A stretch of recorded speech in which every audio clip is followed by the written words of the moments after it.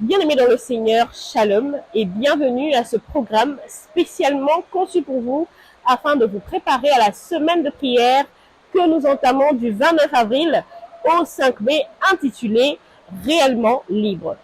Réellement libre est à sa 3e édition et si vous entendez parler de Réellement libre pour la toute première fois, ce programme est également pour vous car il vous permet de comprendre ce qu'est réellement libre, pourquoi réellement libre et répondre à toutes les questions que vous vous posez au sujet de réellement libre.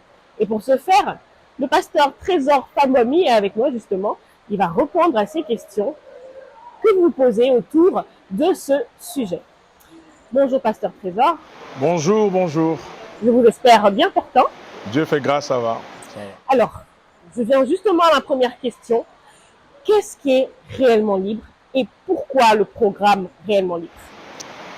Que Dieu soit béni. Réellement libre est une activité, comme tu l'as dit, qui a débuté, ça va faire 3 ans maintenant. On en est à la 3e édition. Réellement libre est tiré principalement de Jean chapitre 8, à partir du verset 35 jusqu'au verset 36. C'est Jésus qui parle dans cette discussion avec les Juifs. Il dit « Or, l'esclave ne demeure pas toujours dans la maison, le fils y demeure toujours. » Et le verset 36 dit « Si donc le Fils vous affranchit, vous serez réellement libre. Le thème de la liberté est un thème qui a intéressé l'homme depuis les temps immémoriaux. L'homme a toujours cherché à être libre et à vivre libre. Comme vous le savez, Moïse, le tout premier libérateur que nous enregistrons dans la parole de Dieu en termes humains, a libéré Israël de l'esclavage de l'Égypte pour le conduire dans la terre promise, même s'il n'a pas terminé cette mission. C'est Josué qui a complété cette dernière partie de la mission. Mais Moïse est reconnu comme étant le grand libérateur d'Israël.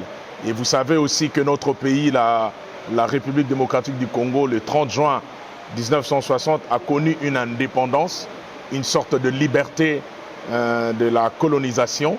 Et puis en Amérique latine, nous enregistrons aussi une liberté. Je peux citer ici certains noms comme Francisco de Miranda, de 1750 à 1816, Simon Bolivar, Antonio José de Sucre, qui a vécu entre 1795 à 1830. Tous ces héros qui étaient originaires du Venezuela ont travaillé pour la libération de l'Amérique latine. C'est un peu comme pour vous dire que la liberté est un thème qui intéresse l'homme depuis toujours. Mais c'est Jésus-Christ qui a effectivement accompli cette liberté. C'est pourquoi la Bible dit, si le Fils vous affranchit, vous serez réellement libre. Et le concept réellement, c'est ça qui fait toute la différence. Ça signifie simplement que cette liberté en Christ, elle est certaine, elle est vraie, elle n'est pas fausse, elle n'est pas une liberté apparente, c'est une liberté totale, une liberté réelle. C'est pourquoi, à travers cette activité, nous voulons insister sur le fait qu'en Christ, nous sommes libres et de la belle manière. En Christ, nous sommes libres et de la belle manière. La liberté est certaine, pasteur, mais dites-nous, une personne qui a été réellement libérée d'un lien ou d'une situation qui perdurait, peut-elle retomber ou encore rechuter ou être à nouveau sous un joug? J'estime que ce non, a priori, mais je vais essayer de nuancer ma réponse. Le mot qui a donné réellement, lorsque nous disons que celui qui est affranchi par Christ est réellement libre, le mot réellement vient du grec autos, qui signifie certainement, vraiment, dans la vérité. Autos signifie aussi ce qui est en opposition à ce qui est factice, à ce qui est faux, ou encore à ce qui est fin. Le mot réellement libre signifie que la liberté, elle est totale, elle est définitive, elle est certaine. Alors, maintenant, il y a une exhortation que l'apôtre Paul nous adresse, que je trouve dans Galates chapitre 5 au verset 1er, je veux lire rapidement. L'apôtre Paul dit, c'est pour la liberté que Christ nous a affranchis. Demeurez donc fermes et ne vous laissez pas mettre de nouveau sous le joug de la servitude. Le principe ou la vérité basique est que nous avons été libérés de façon réelle, certaine et définitivement. Maintenant, l'apôtre Paul nous invite à demeurer fermes.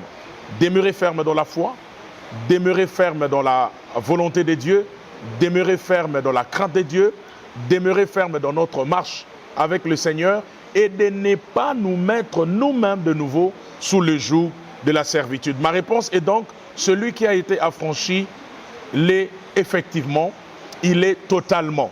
Mais l'exhortation, c'est que nous devons demeurer fermes pour ne pas nous mettre de nouveau sous le joug de la servitude et de l'ennemi. Donc la réponse est claire, celui qui a été affranchi, celui qui a été libéré, il a été libéré totalement et définitivement.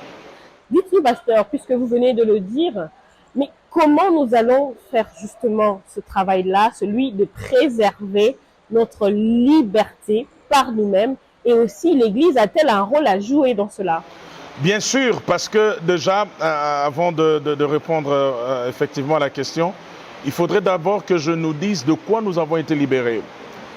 Selon la Bible, nous avons été libérés de plusieurs situations parce que être affranchi signifie simplement être libéré ou, si vous voulez, dégagé d'une situation inconfortable.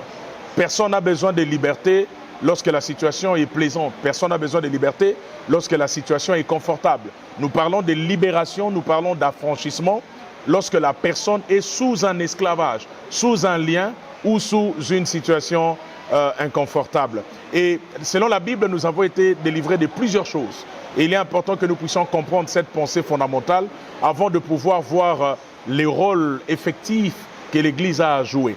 La première chose que je dois dire par rapport à cela, c'est que nous avons été affranchis d'abord de la puissance des ténèbres. Colossiens 1, 12 à 14 en parle. Rendez grâce au Père qui vous a rendu capable d'avoir part à l'héritage des saints dans la lumière, qui nous a délivrés de la puissance des ténèbres et nous a transportés dans le royaume du Fils de son amour. Ça, c'est la première chose, le fondement. Nous avons été libérés de la puissance des ténèbres. Mais aussi, toujours en avançant dans la pensée de la Bible, Romains 8, 1 à 2 nous dit « Il n'y a donc aucune condamnation pour ceux qui sont en Christ. En effet, la loi de l'esprit de vie en Jésus-Christ m'a affranchi de la loi du péché et de la mort. » Nous avons donc aussi été libérés de la loi du péché et de la mort, car le péché est la plus grande servitude de l'homme. Et Christ nous a libérés de la loi du péché et de la mort. Troisièmement, nous avons aussi été libérés de tout fardeau. Ce fardeau peut être une malédiction, ce fardeau peut être un mauvais sort, ce fardeau peut être toute situation inconfortable dans laquelle vous vous retrouvez. Et Hébreux 12, 1 à 2 en parle, parce que Hébreux 12, 1 à 2 fait la différence entre le fardeau et le péché. Hébreux dit, nous donc aussi, puisque nous sommes environnés d'une si grande nuée de témoins, rejetons tout fardeau et le péché qui nous enveloppe si facilement. Donc, nous avons aussi été délivrés par l'œuvre de Christ, bien sûr, de tout autre fardeau. Nous avons aussi été affranchis ou libérés de la colère à venir. Je parle ici de la colère de Dieu qui se manifestera contre le fils de la rébellion. 1 Thessaloniciens 1, 9 à 10 on parle. Nous avons été délivrés par Jésus-Christ, bien sûr, de la colère à venir. Et cette colère sera manifestée contre le fils de la rébellion. Enfin, nous avons aussi été libérés du moi, de l'homme, du vieil homme. L'apôtre dit dans Galates 2, verset 20, « Je suis crucifié avec Christ. Si je vis, ce n'est plus moi qui vis, c'est Christ qui vit en moi. » J'ai été donc libéré de ce moi, de cette puissance du vieil homme qui agissait autrefois en moi. Et ceci me permet de répondre effectivement à votre question. Oui, nous avons été libérés de toutes ces choses dont j'ai fait mention tout à l'heure. L'Église a maintenant le rôle de garder les chrétiens en éveil, de faire comprendre aux chrétiens, de les rendre plus conscients de leur position en Christ. L'Église a le rôle de faire savoir aux chrétiens qu'ils ont été délivrés et donc ils doivent demeurer fermes dans cet état. Et pour cela, je pense que l'Église a finalement trois rôles principaux à jouer. Le premier, c'est de prêcher et d'insister sur le fait que nous avons été libérés. Deuxièmement, c'est d'encourager les hommes à vivre cette vie de liberté. Et troisièmement, je pense que l'Église a aussi le rôle de délier ceux qui sont encore sous le joug de l'ennemi. Donc je résume, trois choses que l'Église est censée faire: annoncer la liberté en Christ, encourager les hommes à vivre dans cette liberté, et troisièmement, délier et libérer ceux qui sont encore sous le joug de l'ennemi. Voilà. Vous comprenez bien évidemment que nous sommes dans une atmosphère de prière, puisque justement il s'agit de cette semaine réellement libre pendant laquelle nous ne nous lassons pas de prier. Parlons maintenant de cette troisième édition, pasteur. Cette année, le thème est plus que vainqueur. Pouvez-vous nous donner une idée générale de ce thème et du passage duquel il a été tiré? Alors, l'expression plus que vainqueur est tirée de Romains chapitre 8, à partir du verset 36 à 37. L'apôtre Paul est en train d'énumérer un certain nombre de choses. Et il dit, dans toutes ces choses, entendez là les combats, les situations difficiles, les événements, toutes ces choses qu'il décrit justement dans Romains 8, l'apôtre Paul dit, nous sommes plus que vainqueurs. Et c'est de là que nous avons tiré le thème principal de cette troisième édition. L'idée principale, c'est de rendre justement les chrétiens conscients de leur position actuelle. Les chrétiens est plus que vainqueurs. Les chrétiens n'ont plus à se battre pour une victoire. Non. Les chrétiens ont à se maintenir dans la victoire. Le chrétien doit savoir que la victoire n'a pas été acquise par lui, par ses œuvres, par ses efforts, par ses prières. Non. La victoire a été acquise par Christ à travers l'œuvre accomplie et parfaite de la croix. Et donc le chrétien doit savoir que sa position actuelle, c'est qu'il est en Christ, plus que vainqueur, et il devra bénir le Seigneur, remercier Dieu pour cette victoire et se maintenir dans cette victoire. Le chrétien est en Christ et qu'il est plus que vainqueur. Pasteur, dites-nous, quelle est la particularité de cette édition et quelles sont les attentes que devraient avoir les personnes qui répondront à ce séminaire? Oui, comme je l'ai dit, la particularité, c'est que nous voulons insister sur la conscience de notre position. Parce que très souvent, les chrétiens sont plus conscients du combat que de la victoire et des armes de la victoire. Les chrétiens sont plus conscients de ce qui ne va pas, des problèmes qu'ils ont, de Satan, des démons et des réalités spirituelles, mais de moins en moins ils sont conscients des acquis de la croix, des faits accomplis par Christ en leur faveur.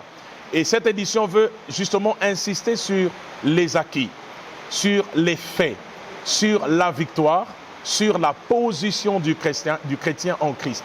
Nous voulons donc réveiller la conscience du chrétien pour lui dire que le chrétien est plus que vainqueur et donc il devra vivre non pas en ayant peur des combats ou des problèmes, mais en proclamant tout haut l'œuvre accomplie et surtout en savourant sa victoire qui est déjà un fait accompli par Christ.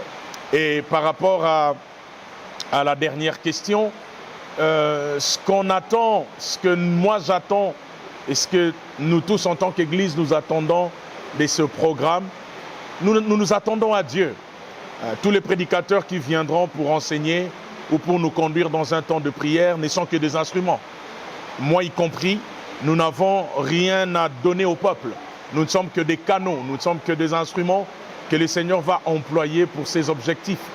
Nous également, ainsi que tout le peuple qui viendra pour la gloire de Dieu, nous tous, nous nous attendons à Dieu.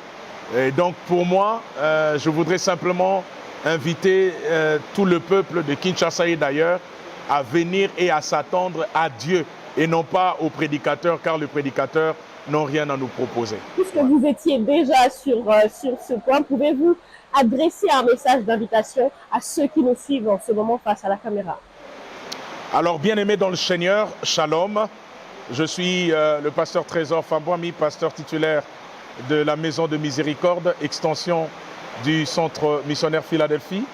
Et donc, j'aimerais vous inviter à prendre part à cette activité dénommée Réellement Libre, qui est une semaine de prière, qui sera organisée à la Maison de Miséricorde du 29 avril au 5 mai, ici même au Temple de l'Église. Et ça ira chaque fois des 17h à 19h30. Nous aurons des moments de prière, mais aussi des moments d'enseignement pour la gloire de notre Dieu. Nous voulons donc vous inviter à venir nombreux, à participer à ce programme béni et bénissant, à nous attendre ensemble à Dieu pour être effectivement édifiés par la parole de Dieu et à célébrer les dieux de notre victoire et les dieux de notre appel. Que Dieu vous bénisse et soyez le bienvenu. Merci beaucoup, pasteur. Vous comprenez donc que c'est par ici que nous mettons un terme à ce programme avec un grand espoir de vous accueillir dans notre maison qui est également votre maison. Que le Seigneur vous bénisse. À très vite.